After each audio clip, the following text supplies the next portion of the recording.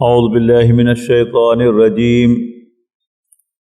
بسم اللہ الرحمن الرحیم واذکر اخا عاد اذ انذر قومه بالاحقاف وقد خلت النذر من بین یدیہ ومن خلفہ الا تعبدوا الا اللہ انی اخاف علیکم عذاب یوم عظیم قالوا اجئتنا لتأفكنا عن آلهتنا فأتنا بما تعدنا إن كنت من الصادقين قال إنما العلم عند الله وأبلغكم ما أرسلت به ولكني أراكم قوما تجهلون واذكر أخا عاد ذکر کرو قوم عاد کے بھائی یعنی حضرت ہود علیہ السلام کا۔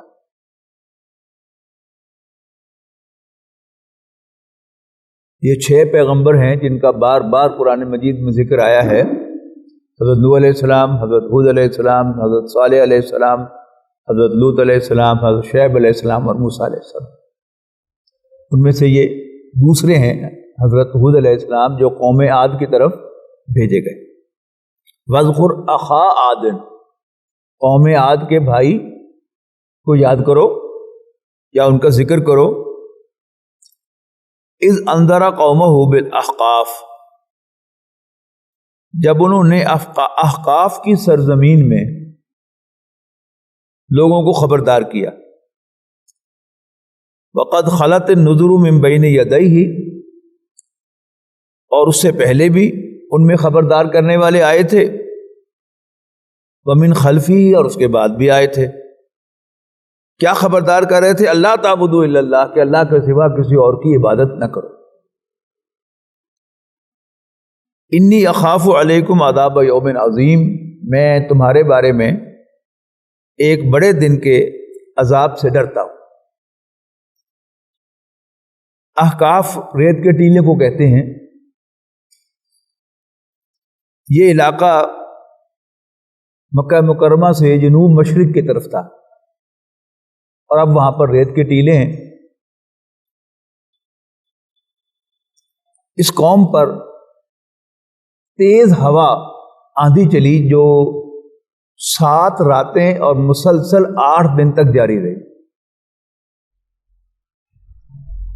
یعنی عام طور پر ہمارے یہاں جو آندھی آتی ہے زیادہ سے زیادہ آدھا گھنٹہ ہوتی ہے، لیکن اس سے کئی بل بورڈ اور کئی درخت جو ہے وہ جڑوں سے اکھڑ جاتے ہیں، اور نہر پہ جاتے ہیں تو آپ کو گرے ہوئے نظر آتے ہیں کینال روڈ کے اوپر، صرف آدھے گھنٹے کی آندھی میں۔ اور اگر اس ہوا کی شدت بھی عام آندھی سے زیادہ ہو اور وہ مسلسل 7 راتیں اور 8 دن چلتی رہے تو کیا حال ہوگا، آپ خود اندازہ لگائیے۔ یہ جو تفصیل ہے یہ قرآن مجید میں سورۃ حاقہ کے اندر آئی ہے کہ وہ آندھی جو تھی وہ 7 راتیں اور 8 دن چلتی رہی۔ یہاں یہ فرمایا گیا ہے کہ اس قوم میں پہلے بھی پیغمبر آئے تھے اور بعد میں بھی آتے رہے، اور یہ اللہ تعالیٰ کا مستقل دستور ہے کہ پہلے اللہ چھوٹے چھوٹے وارنر بھیجتا رہتا ہے، انبیاء کو بھیجتا رہتا ہے، جن کو جھٹلایا جاتا ہے، ان میں سے کچھ کو قتل بھی کر دیا گیا جن کا بس چلا کہ تم ہمیں کیوں ایسا کرنے سے روک رہے ہو۔ لیکن پھر اللہ تعالیٰ سرٹن قوموں کی طرف اتمام حجت کے لیے پھر کوئی رسول بھیجتا رہا ہے، اور رسول کے سلسلے میں ہم کئی دفعہ یہ بات پڑھ چکے ہیں کہ جب کسی رسول کو کسی قوم یا شخص کی طرف بھیج دیا جاتا ہے اور وہ قوم یا شخص اس کو ماننے سے انکار کر دے تو پھر اللہ تعالیٰ اس کا فیصلہ دنیا ہی میں چکاتا ہے، اور اس قوم پر عذاب آتا ہے یا اس شخص کو ڈبو دیا جاتا ہے، جیسے فرعون کو۔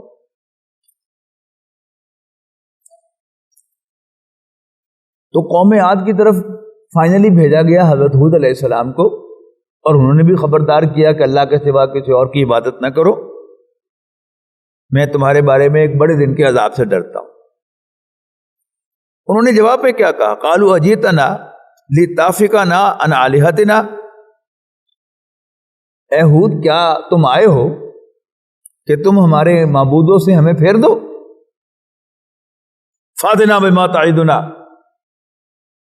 تو لے آ پھر جس سے تو ہمیں ڈراتا رہتا ہے، ان کنت من الصادقین، اگر تو سچا ہے۔ قال انما العلم عند اللہ، وہی جواب جو ہمیشہ اللہ کے رسول دیتے رہے کہ عذاب میرے پاس نہیں ہے، میں تمہیں خبر دے سکتا ہوں عذاب کی، لیکن عذاب میرے پاس نہیں ہے۔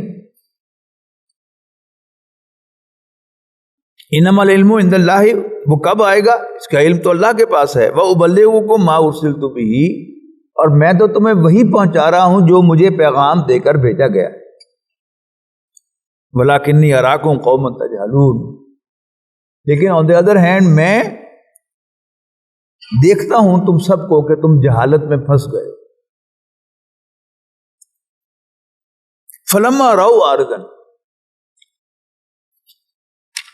لیکن جب انہوں نے دیکھا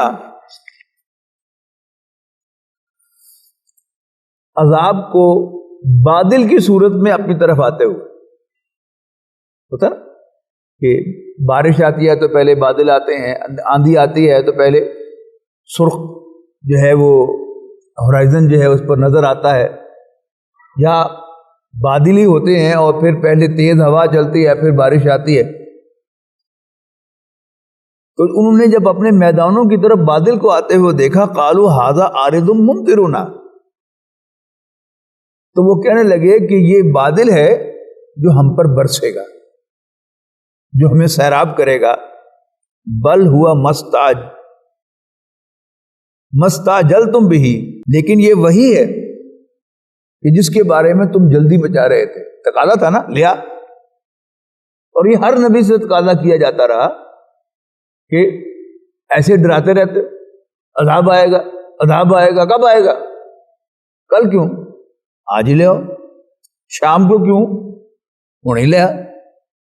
یعنی ایک ٹونٹنگ انداز جو ہے پیغمبر کے ساتھ ڈائلاگ میں قوم کا رہا، یہاں بھی اسی کا ذکر ہے کہ بل ہوا مستعجلتم بہ، یہ وہی چیز ہے جس کے بارے میں تم جلدی مچایا کرتے تھے۔ ریح فیہا عذاب علیم، وہ ایک ہوا تھی جس کے اندر ایک دردناک عذاب تھا۔ تدمر کل شیء بامر ربھا، یہ دمر جو ہے یہ جڑ سے کسی چیز کو اکھاڑنے کے لیے آتا ہے۔ تدمر کل شیء، ہر چیز کو جڑ سے اکھاڑ پھینک رہی تھی، بامر ربھا، اس کے رب کے حکم سے۔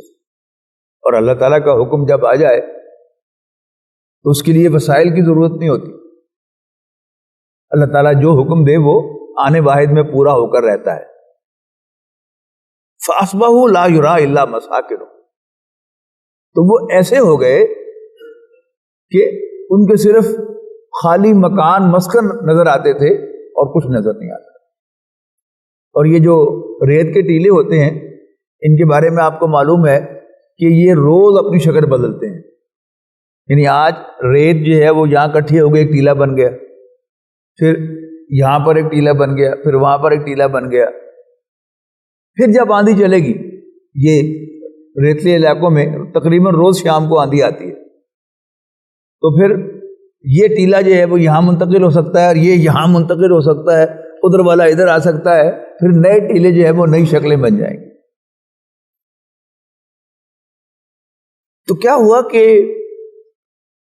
نبی اکرم صلی اللہ علیہ وسلم جب تھے تو وہ ریت کے ٹیلے تھے، اور اس کے بعد پھر ان ریت کے ٹیلوں کے اندر سے وہ مسکن جو ہیں وہ ستون، جو 30 ستون تھے ان کے، بڑا ان کو مان تھا اپنے ان ستونوں پر، اس عمارتوں پر، وہ سارے جو ہیں وہ بھی مل چکے ہیں بعد کے اندر کے یہ قوم عاد کے نشانات ہیں، ان کے کھنڈرات ہیں۔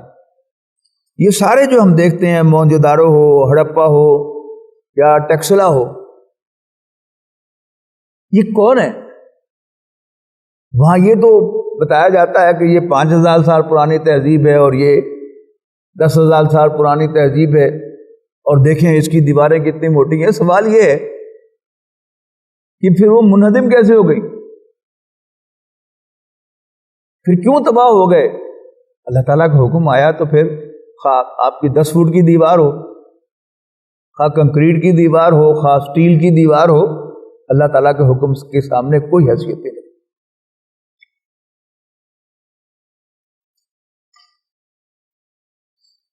کذالک نجزی القوم المجرمین، اور مجرم لوگوں کو، مجرم قوم کو ہم ایسے ہی سزا دیا کرتے ہیں۔ وَلَقَدْ مَكَّنَّاهُمْ فِي مَا إِن مَكَّنَّاكُمْ فِيهِ وَجَعَلْنَا لَهُمْ سَمْعًا وَأَبْصَارًا وَأَفْئِدَةً، اور ہم نے ان کو ایسے مسکن عطا کیے تھے، ان کو ایسا اسٹیبلش کیا تھا کہ اگر ہم تم لوگوں کو اے مکے والو وہ چیزیں دیتے تو، یعنی یہاں انڈرسٹوڈ کیا ہے کہ تمہیں آج تک وہ چیزیں نہیں ملی۔ مکہ مکرمہ جو تھا وہ ٹیکنالوجی کے اعتبار سے، زراعت کے اعتبار سے صفر تھا، بارش وہاں پر ہوتی نہیں تھی، لہذا اگتا کچھ نہیں تھا، اور کوئی ہنر بھی ان کے ہاتھ میں نہیں تھا، وہ سب کے چودھری تھے۔ ٹریڈ ان کا اصل ذریعہ معاش تھا، اور اس ٹریڈ میں بھی جو کارگو بزنس تھا اس کو انہوں نے مونوپولائز کیا ہوا تھا، اس وجہ سے کہ ان کے قافلے لٹتے نہیں تھے۔ تو یمن کے ساحل پر جو سامان اترتا تھا وہ یورپ کی طرف جاتا تھا، تو 2,000 2,500 اونٹوں کا قافلہ جو تھا وہ اس سامان کو لے کر اوپر شام کی طرف، یورپ کی طرف جاتا تھا، اور وہ قافلے جو ہوتے تھے، وہ اونٹوں کی جو قطاریں ہوتی تھی وہ قریش کی ہوتی تھی۔ یہ ان کا اصل بزنس تھا، اور اسی بزنس کو نبی اکرم صلی اللہ علیہ وسلم نے آ کر تھریٹ کیا کہ اگر آپ سعودی عرب کے نقشے کو ذہن میں رکھیں تو اوپر جو ہے وہ یورپ ہے، وہ جو ٹیپر ہو رہا ہے سعودی عرب کا نقشہ، اور نیچے براڈ بیس وہ یمن ہے۔ اب یمن کے ساحل پر آ کر جو سامان اترتا تھا وہ سرفیس بائی سرفیس جو ہے وہ یورپ کی طرف جاتا تھا۔ اب جنوب میں مکہ مکرمہ ہے، یمن، پھر اس کے اوپر مکہ مکرمہ، اس کے اوپر مدینہ، اور پھر اس کے اوپر تبوک، اور پھر آگے یورپ شروع ہو جاتا تھا۔ اب وہ تجارتی راستے جو تھے سارے مدینہ منورہ کے دائیں بائیں سے گزرتے تھے، تو نبی اکرم صلی اللہ علیہ وسلم نے مدینہ منورہ آ کر پہلے 6 مہینے انٹرنل کنسولیڈیشن کی، مسجد نبوی تعمیر کی، مسلمانوں کے درمیان بھائی چارہ قائم کیا، اور میثاق مدینہ یہودیوں کے ساتھ امن کا معاہدہ کیا، اور اس کے بعد پھر آپ نے قریش کو احساس دلایا کہ تمہارے تجارتی راستے، تمہاری شاہ رگ میرے ہاتھوں میں ہے، اور میں کسی وقت بھی تمہاری شاہ رگ کاٹ سکتا ہوں۔ اس پر مجبور ہو کر قریش آئے تھے لڑنے کے لیے نبی اکرم صلی اللہ علیہ وسلم کے ساتھ غزوہ بدر میں۔ تو یہاں کیا کہا جا رہا ہے کہ جو وسائل اے مکے والو ہم نے ان کو دیے تھے وہ ہم تمہیں نہیں کبھی دیے۔ وَجَعَلْنَا لَهُمْ سَمْعًا وَأَبْصَارًا وَأَفْئِدَةً، اور ہم نے انہیں کان، آنکھیں اور دل دیے تھے سوچنے کے لیے، سمجھنے کے لیے۔ فَمَا أَغْنَىٰ، یہ مطلب کیا ہے کہ ان کے پاس فزیکل وسائل بھی تھے اور دماغ بھی تھا۔ دماغ تھا تو وہ اتنے بڑے سٹرکچرز جو ہے عمارتیں بناتے تھے، لیکن ان کے یہ کان، آنکھیں اور دماغ اور دل یہ کسی کام نہ آئے جب اللہ کا عذاب آ گیا۔ فما اغنى عنہم سمعہم ولا ابصارہم، پھر نہ کام آیا ان کا، ان کے کان، نہ کام آئے ان کے کان، ان کی آنکھیں اور ان کے دل، کچھ بھی، من شیئن اذ کانوا یجحدون بآیات اللہ، کہ جب وہ اللہ تعالیٰ کی آیات کا انکار کیا کرتے تھے، وحاق بہم ما کانوا بہ یستہزئون، اور انہیں آن گھیرا اس چیز نے جس کا وہ مذاق اڑایا کرتے۔ وَلَقَدْ أَهْلَكْنَا مَا حَوْلَكُمْ مِنَ الْقُرَىٰ، اور ہم نے ہلاک کر دیا تمہارے ارد گرد بہت سی بستیوں کو، یعنی مکہ مکرمہ کے جنوب مشرق میں قوم عاد آباد تھی جس کا یہاں ذکر ہو رہا ہے، اور پھر مکہ مکرمہ کے شمال میں قوم سمود آباد تھی، مدائن صالح تھے۔ اس کے بعد آپ اور فردر آگے چلے جائیں تو پھر قوم لوط وہ ڈیڈ سی کے کنارے جو تھی وہ آباد تھی، اور مدائن یہ مدین جو تھا وہ فردر نارتھ میں تھا، یعنی قوم صالح کے۔ اب یہ سارے جو ہے یہ کھنڈرات اور یہ علاقے یہ مکے والے اپنی آنکھوں سے دیکھتے تھے۔ جیسے ہم موٹر وے نہیں بنا تھا تو ٹیکسلا کے پاس سے، کھنڈرات کے پاس سے گزرتے تھے، اتر کر نہ بھی دیکھیں، لیکن بہرحال وہ سائن تو تھا نا یہاں ٹیکسلا کے کھنڈرات ہیں، اور میں نے بھی بچوں کو دکھائے، آپ لوگوں نے بھی ان کو وزٹ کیا ہوگا موٹر وے بننے سے پہلے۔ اسی طرح موہنجوداڑو، ہڑپا، ان کو سیرگاہیں بنا دیا ہے تاکہ ذہن نہ جائے اس طرف کہ یہ عبرت کے نشانات ہیں۔ کیوں بنایا؟ لعلہم یرجعون، تاکہ یہ لوگ رجوع کریں۔ فلولا نصرہم الذین اتخذوا من دون اللہ قربانا آلہہ، تو کیوں کام نہ آئے ان کے وہ خدا جن کو انہوں نے خدا بنا رکھا تھا اللہ کا قرب حاصل کرنے کے لیے، جن کو پوجا کرتے تھے۔ بل ضلوا عنہم، بلکہ وہ سب ان کے ہاتھ سے نکل گئے، ایسے جیسے تھے ہی نہیں۔ جب عذاب آیا تو پھر کسی نے پکارا بھی صحیح کسی بت کو، تو معلوم ہوا کہ وہ تو تھا ہی نہیں، تو وہ ان سے چھن گئے، وہ ان سے دور ہو گئے، وہ ان کے کچھ ہاتھ نہ آئے۔ وذالک افکہم، اور یہ سب جھوٹ تھا۔ وما کانوا یفترون، اور یہی وہ افطرا کیا کرتے تھے، جیسے تم مکے والوں جھوٹ باندھتے ہو اللہ پر، وہ بھی جھوٹ باندھا کرتے تھے۔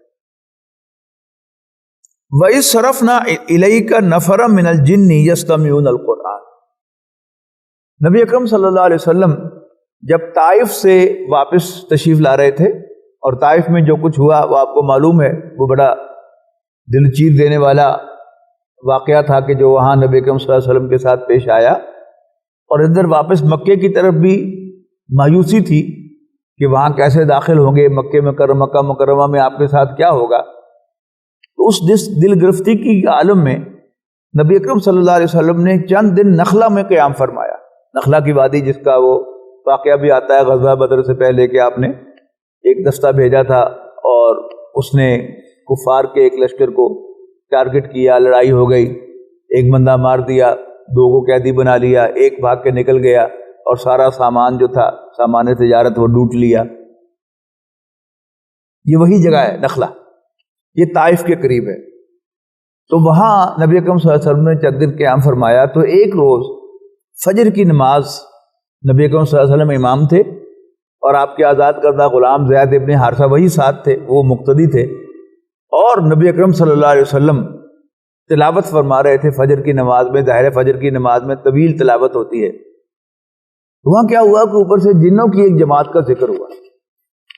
اب قرآن مجید کی تلاوت ہو، نبی اکرم صلی اللہ علیہ وسلم کی زبان مبارک پر ہو، کیا سما ہوگا ذرا اس کا پہلے تصور کیجئے۔ وہاں جو گزرا اب اس کا ذکر ہے، اس جماعت نے کیا کیا؟ وَإِذْ صَرَفْنَا إِلَيْكَ، اے نبی جب ہم نے آپ کی طرف پھیر دیا، نَفَرًا مِنَ الْجِنِّ، جنوں کے ایک گروہ کو، يَسْتَمِعُونَ الْقُرْآنَ، جنہوں نے قرآن سنا، یا یوں ترجمہ کریں يَسْتَمِعُونَ الْقُرْآنَ، تاکہ وہ قرآن سنیں۔ فَلَمَّا حَضَرُوهُ، تو جب وہ وہاں پہنچے، قَالُوا أَنصِتُوا، تو انہیں ایک دوسرے کہا کہ بھائی چپ ہو جاؤ چپ ہو جاؤ چپ ہو جاؤ۔ فلما قضی، جب تلاوت ختم ہو گئی، ولوا الی قومہم منذرین، تو یہ سب کے سب جن جو تھے یہ قرآن مجید پر ایمان لے آئے، دیر بائی نبی اکرم صلی اللہ علیہ وسلم پر ایمان لے آئے، اور واپس جا کر پھر انہوں نے جنوں کے باقی جنوں کو جا کر خبردار کیا اور ان کو تبلیغ کی۔ اب یہ اصل میں ہم سب کے لیے ایک بہت بڑا سبق ہے کہ جنوں کی اس جماعت نے ایک مرتبہ سنا اور اس پر یقین کر لیا کہ یہ اللہ کا کلام ہے، ایمان لے آئے، اور پھر واپس اپنی قوم میں گئے تو یہ مبلغ بن کر گئے۔ ہم قرآن مجید سنتے چلے آ رہے ہیں، سنتے چلے آ رہے ہیں، پڑھتے چلے آ رہے ہیں، پڑھتے چلے آ رہے ہیں، لیکن یہ ہمارے دل میں گھر نہیں کرتا اور ہم اس کے مبلغ اور اس کے داعی نہیں بنتے۔ یہ سوچنے کا ایک مقام ہے۔ وہاں کیا ہوا قالوا یا قومنا، تو انہوں نے واپس اپنی قوم سے جا کر کہا اے ہماری قوم، انا سمینا کتابا انزل من بعد موسیٰ مصدقا لما بین یدیہ، ہم نے ایک کتاب سنی ہے جو موسیٰ کے بعد نازل کی گئی۔ اب عام جو ہمارا معروف ایک انداز ہے اس میں ہم تورات کے بعد انجیل اور تورات کے بعد زبور اور زبور کے بعد انجیل کو بھی سمجھتے ہیں کہ نازل ہوئی، لیکن یہاں کیا کہا گیا ہے قرآن مجید میں؟ جنہوں نے کیا کہا کہ ہم نے ایک کتاب سنی ہے جو موسیٰ کی تورات کے بعد نازل ہوئی۔ تو آسمانی کتابیں، ویسے تو یہ ساری آسمانی کتابیں ہیں، لیکن کتاب جس پر صحیح کتاب کا اطلاق ہوتا ہے وہ تورات تھی اور قرآن ہے، اس لیے کہ زبور جو ہے وہ حمد کے ترانے ہیں، کوئی احکام اس میں نہیں ہے، اور انجیل کیا ہے؟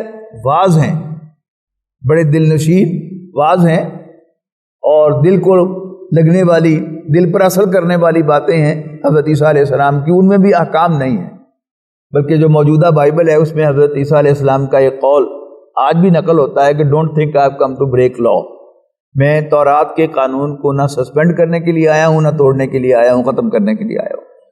تو کتابیں دو ہی ہیں، تورات اور قرآن مجید۔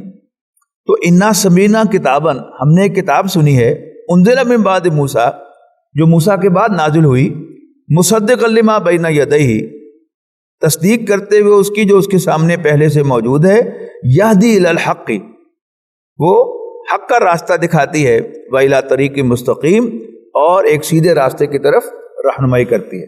یا قومنا، اے ہماری قوم، اجیبوا داعی اللہ،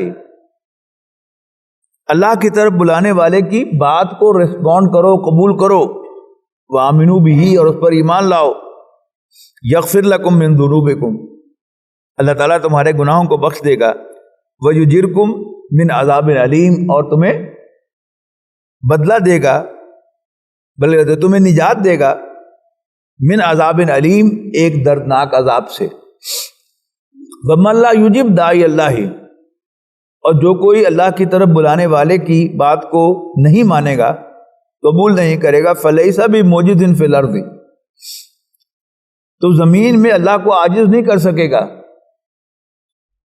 ولیس لہ من دونہ اولیاء، اور اللہ کے سوا اس کے اور حمایتی بھی نہیں ہوں گے، اولئک فی ضلال مبین، یہ سب کے سب صریح گمراہی میں ہیں۔ اولم یروا، کیا انہوں نے نہیں سمجھا، ان اللہ الذی خلق السماوات والارض، کہ اللہ نے پیدا کیا ہے، جس اللہ نے پیدا کیا ہے آسمانوں اور زمین کو، ولم یعی بخلقہن، اور وہ تھکا نہیں ہے آسمانوں اور زمین اس کائنات کی تخلیق سے۔ یہ بات سورۃ قاف میں بھی آئی ہے کہ وَلَقَدْ خَلَقْنَا السَّمَاوَاتِ وَالْأَرْضَ وَمَا بَيْنَهُمَا فِي سِتَّةِ أَيَّامٍ وَمَا مَسَّنَا مِن لُغُوبٍ، کہ ہم نے آسمانوں اور زمین کو 6 دنوں میں پیدا کیا، اور جو کچھ ان کے مابین ہے، اور ہم پر کوئی تکان تاری نہیں ہوئی۔ وَلَمْ يَعْيَ بِخَلْقِهِنَّ، لیکن انہیں بناتے ہوئے وہ تھکا نہیں۔ آیت الکرسی میں تو کہا گیا نا کہ ان کو مینیج کرتے ہوئے اللہ تعالیٰ پر کوئی تھکاوٹ طاری نہیں ہوتی۔ بِقَادِرٍ عَلَىٰ أَن يُحْيِيَ الْمَوْتَىٰ، وہ یقیناً اس بات پر قادر ہے کہ وہ مردوں کو زندہ کر لے۔ کئی دفعہ میں نے توجہ دلائی ہے کہ قرآن مجید میں جہاں بھی اللہ تعالیٰ کی قدرتوں کا تذکرہ ہوتا ہے، آپ غور سے پڑھیں گے تو وہ قدرتوں کا ہی تذکرہ نہیں ہوتا، بلکہ وہ حوالہ ہوتا ہے، جو اصل بات ہوتی ہے وہ کیا ہے کہ جس اللہ کی قدرت کا یہ عالم ہے، کیا وہ مردوں کو زندہ نہیں کر سکتا؟ یقیناً کر سکتا۔ یہاں بھی وہی بات ہے کہ جس نے آسمانوں اور زمین کو پیدا کیا اور وہ تھکا نہیں، بقادر، یقیناً قدرت رکھتا ہے، علی ان یحیی الموتیٰ، اس پر کہ وہ مردوں کو زندہ کرے، بلا، ہاں، انہ علی کل شیء قدیر، وہ تو ہر چیز پر قدرت رکھتا ہے۔ وَيَوْمَ يُعْرَضُ الَّذِينَ كَفَرُوا عَلَى النَّارِ، اور جس روز وہ آگ کے سامنے پیش کیے جائیں گے اور ان سے پوچھا جائے گا الیس ھذا بالحق، تم مانتے نہیں تھے اس کا، بتاؤ یہ حق ہے کہ نہیں؟ یہ جہنم، یہ آگ، یہ سزا جس کا تم انکار کیا کرتے تھے، اب بتاؤ حق ہے کہ نہیں؟ قالوا بلا وربنا، تو وہ پکار اٹھیں گے او یس ہمارے رب کی قسم. قال فذوقوا العذاب بما کنتم تکفرون، تو کہا جائے گا پھر چکھو عذاب کا مزہ اس لیے کہ تم اس کا انکار کیا کرتے تھے. فصبر، اچھا یہ ساری صورتیں جو آ رہی ہیں ان میں آخر میں ایک ہی مضمون ہے، اور وہ کیا ہے؟ نبی اکرم اور صحابہ کرام سے کہا جا رہا ہے کہ یہ تم پر بڑی زیادتیاں ہو رہی ہیں اور تم بڑی مشکلات میں سے گزر رہے ہو. تمہارے دل میں بالکل بجا طور پر یہ خیال آتا ہے کہ اللہ تعالیٰ ہمیں ریسکیو کرنے کے لیے کیوں نہیں آتا، اللہ تعالیٰ ہماری مدد کیوں نہیں کرتا، اللہ تعالیٰ ان کافروں کو تباہ کیوں نہیں کرتا. لیکن صبر کرو، یہاں بھی وہی مضمون ہے. فاصبر کما صبر اولو العزم من الرسل، اے پیغمبر صلی اللہ علیہ وسلم آپ بھی صبر کیجیے جیسے صبر کیا جلیل قدر پیغمبروں نے، عزم والے پیغمبروں نے، اولو العزم پیغمبروں نے صبر کیا. ولا تستعجل لهم، اور ان کے لیے عذاب کے لیے آپ جلدی نہ مچائیے. کأنہم یوم یرون ما یوعدون، اس لیے کہ جس روز یہ عذاب کو دیکھیں گے، اس چیز کو جس سے انہیں خبردار کیا جا رہا ہے، ڈرایا جا رہا ہے، یعنی عذاب، تو ایسا محسوس کریں گے لم یلبسوا الا ساعۃ من نہار، کہ وہ دن کا ایک پہر ہی دنیا میں رہے. بلاغ، یہ قرآن ایک پیغام ہے. فہل یہلک الا القوم الفاسقون، تو یقیناً فاسق نافرمان لوگ ہی عذاب کا شکار ہوں گے اور ہلاک کیے جائیں گے. اگر دنیا میں عذاب آیا تب بھی، اور اگر آخرت کا عذاب ہوگا تو بھی ان نافرمانوں اور فاسقوں ہی کو ملے گا، کوئی مومن عذاب کا شکار نہیں ہوگا. بارک اللہ لی و لکم فی القرآن العظیم ونفعنی و ایاکم بالآیات و ذکر الحکیم.